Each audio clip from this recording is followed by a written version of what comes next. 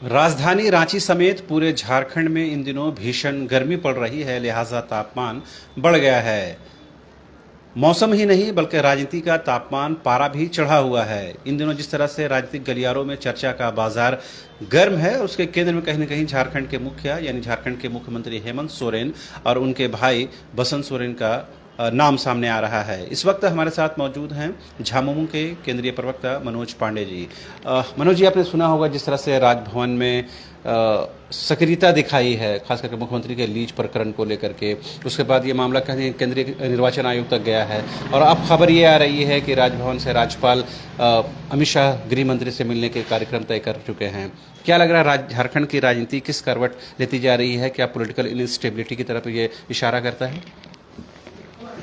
देखिए, केंद्र की सरकार जो भाजपा की सरकार है वो एक आदिवासी को मुख्यमंत्री के रूप में पचा नहीं पा रहे, और वो भी एक ऐसा चेहरा, आदिवासी चेहरा, एक युवा चेहरा, एक प्रतिबद्ध चेहरा, और जिनकी 2.5 साल का जो टेन्योर है उसकी सर्वत्र प्रशंसा होती है, तारीफ होती है।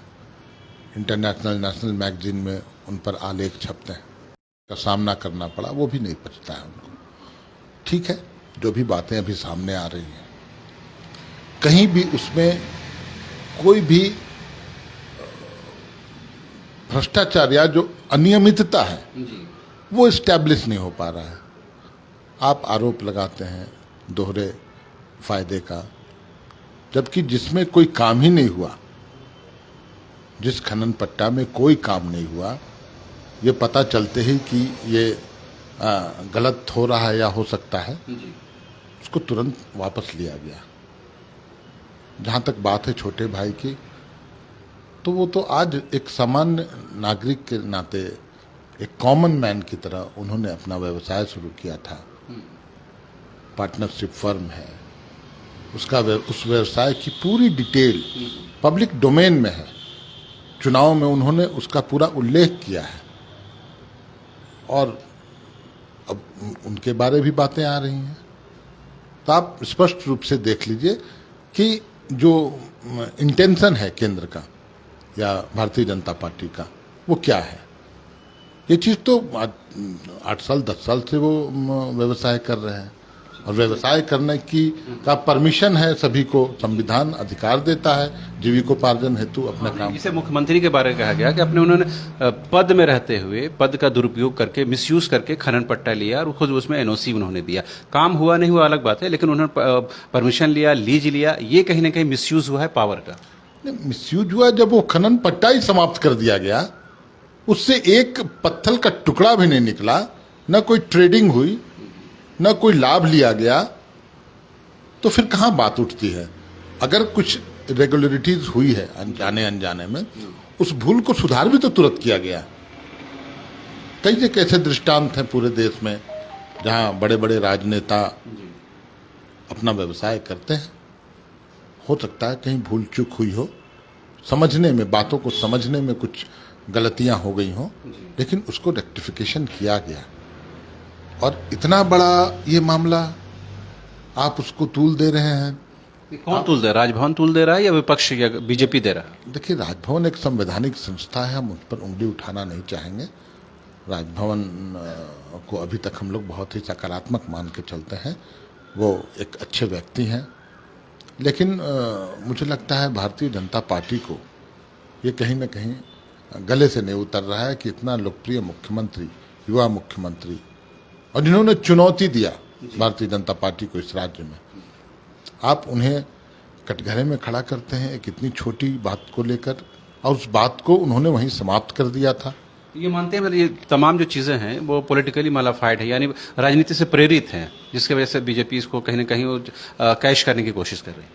देखिए, पूरी तरह से आपको खुद लगेगा कि ये कितना बड़ा मुद्दा था। ये ऐसा कौन सा मुद्दा था? आपको और कोई मुद्दा नहीं मिलता। आज पूरे देश में आग लगी हुई है, महंगाई की आग लगी हुई है। डीजल पेट्रोल की बात करें, महंगाई की बात करें, जीडीपी की बात करें, आप उस पर एक चर्चा नहीं करते हो। आज एक ठीक है, विरोधी लोकतांत्रिक ढांचे की यही खूबसूरती है, विरोधी सिर्फ चुनाव तक रहते हैं विरोधी, उसके बाद मिलजुल कर हमारा गोल, हमारा लक्ष्य भी है झारखंड को आगे बढ़ाना। केंद्र का भी लक्ष्य वही होना चाहिए और हम लोग उम्मीद करते हैं। तो ये क्या माना जाए, मतलब केंद्र या झारखंड के बीजेपी विंग ने जो इनपुट्स दिया राजभवन के माध्यम से केंद्र तक गया और केंद्र की सरकार इसको लेकर कहीं एक्टिव हुई, तो क्या झारखंड की सरकार को इनस्टेबल करने की कोशिश की जा रही है केंद्र के माध्यम से? देखिए, कोशिश की जा रही है, लेकिन मैं आपके चैनल के माध्यम से स्पष्ट कर दूं, कोशिश भले ही की जा रही होगी, लेकिन ये मुद्दा वैसा कोई मुद्दा नहीं है जिससे सरकार को स्थिर किया जा सके। सरकार बेहतर काम कर रही है, आगे भी काम करेगी। झारखंड की जनता जिन्होंने प्रचंड जनादेश दिया, वो चाहती है कि हेमंत सोरेन आने वाले दिनों में अपना कार्यकाल पूरा करें और आगे भी 15-20 साल ऐसे ही नेता की जरूरत है झारखंड को। जानकार ये भी कह रहे हैं कि जिस तरह से ये मामला आगे बढ़ा है, राजभवन कहीं नहीं एक्टिवली इसको अटेम्प्ट किया है और ये मामला दिल्ली तक पहुंचा है, ये मामला अगर इसी तरह आगे बढ़ता रहा तो विधायकी पर भी खतरा आ सकता है। देखिए, ये प्रयास कुछ भी कर सकते हैं, लेकिन हम लोगों को पूरी तरह से न्यायपालिका पर भरोसा है और विधायिका को इस तरह से केंद्र सरकार के द्वारा कुंद नहीं किया जा सकता है, परेशान नहीं किया जा सकता है। निश्चित तौर पर बातें बढ़ेंगी तो अदालत है, सर्वोपरि है, अदालत न्याय देगा, अदालत जाएंगे हम लोग जरूरत पड़ी तो। लेकिन मुझे लगता है अभी वैसी कोई बात नहीं है। ये जो भी बातें सामने आ रही हैं उसके तह में जाने पर आपको पता चलेगा कि जो आरोप लगाया जा रहा है वो आरोप निराधार है। आप लोगों ने जिस तरह से आपत्ति दर्ज कराई थी राज्य निर्वाचन आयोग में कि केंद्रीय मंत्रियों का दौरा इस समय रोका जाए जब चुनाव की प्रक्रिया शुरू हो गई है, आज से उनकी यात्रा शुरू हो गई है। आज ही विदेश राज्य मंत्री और जो शिक्षा राज्य मंत्री उनका आगमन हुआ है, तो क्या लग रहा है ये वाकई में चुनाव को प्रभावित करने की कोशिश है या उनका एक डेली रूटीन, या यूं कहें कि उनके जो नॉर्मल ये फिनोमेना है ये? देखिए, डेली रूटीन आप कैसे बोलेंगे?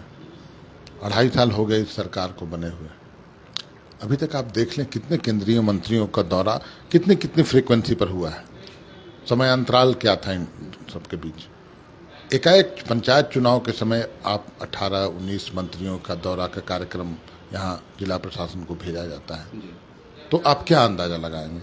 आपकी इंटेंशन क्या है? यही तो हम जानना चाहते हैं कि आखिर क्यों। और उसी को लेकर हमारी प्रतिनिधिमंडल ने राज्य चुनाव आयोग को अपनी चिंताओं से अवगत कराया और मैं उसका सकारात्मक फलाफल देखता हूँ। राज्य चुनाव आयोग ने निश्चित रूप से उसको आचार संहिता का उल्लंघन नहीं माना, लेकिन साथ ही जिला निर्वाची पदाधिकारियों को निर्देशित किया कि इनकी तमाम एक्टिविटीज़ को, जो भी क्रियाकलाप होगा जिला के अंदर, उस पर पैनी नज़र रखी जाए और थोड़ा भी कहीं लगे कि चुनाव आचार संहिता का उल्लंघन वो कर रहे हैं, जिसकी हम लोगों को पूर्व में अंदेशा है, आशंका है, अगर वैसा होता है निश्चित तौर पर एक तीसरी नज़र रहेगी जो सीधा चुनाव आयोग को इन्फॉर्मेशन आएगा, चुनाव आयोग कड़ाई से उस पर कार्रवाई करेगा। और विपक्ष की घेरेबंदी तो चल ही रही है। देखिए, चुनौतियों का सामना करने का दूसरा नाम ही हेमंत सोरेन है। हम लोग बोला करते हैं हेमंत है तो हिम्मत है, तो हेमंत अपने आप में हिम्मत है, वो विचलित नहीं होंगे। वो एक युवा है और बहुत संभावनाएं हैं उनमें आने वाले समय में। एक युवा मुख्यमंत्री इस राज्य को मिला, क्या डिफरेंस होता है इनके शासनकाल में? पहले भी लोग थे, कोरोना का कार्यकाल ले लीजिए या और भी चीज़ें, एक सरल सौम्य चेहरा, आदिवासी मूलवासी का चेहरा, सभी के प्रति प्रतिबद्धता दिखती है उस व्यक्ति में, तो यहाँ विचलित होने वाली बात नहीं है। जो भी परेशानियां हैं पूरी तरह से उसका सामना पूरी दिलेरी से और चट्टानी एकता के साथ हम लोग करेंगे। हमारे नेता पर जो भी बातें उठाई जा रही है, चंद दिनों में देखिएगा सब सेट राइट हो जाएगा। ये क्या पूरी पार्टी हेमंत जी के साथ इंटैक्ट है अभी? पूरी पार्टी, एक कार्यकर्ता, एक नेता, एक विधायक। कुछ बोल आपको सुनाई पड़ रहे होंगे, लेकिन जब संकट की बात आएगी सभी हम लोग एक हैं। और नेता हमारे माननीय गुरुजी और माननीय हेमंत जी, उनकी अगुवाई में इस पार्टी की अगुवाई कर रहे हैं। अब दूर पंचायत में पहाड़ों पर चले जाइए जहां मेरे कार्यकर्ता हैं, वो भी नाम लेंगे, बाबा का नाम लेंगे, हेमंत बाबू का नाम लेंगे, तो कहीं कोई उसमें कहीं कोई परेशानी नहीं है। इस प्रसंग से हट के एक छोटा सा अलग सवाल है। आपने सुना होगा कि पहले बुलडोजर बाबा यानी यूपी के नाम सीएम के नाम पर आया, फिर बुलडोजर मामा एमपी के सीएम के नाम पर आया। आज खबर यह है कि जहांगीरपुरी में जो कम्युनल वायलेंस हुआ उसके बाद भी वहाँ अतिक्रमण के नाम पर बुलडोजर चलने वाला है। 2-3 दिन पहले कपिल मिश्रा जो बीजेपी के नेता हैं वो आए थे और उन्होंने कहा था कि झारखंड में बुलडोजर चलाने की ज़रूरत है। क्या होगी आपकी प्रतिक्रिया? देखिए, मुझे लगता है बुलडोजर तो जो सामने दिख रहा है सड़कों पर, किसी के मकान पर, कहीं न कहीं पूरी बुलडोजर चला।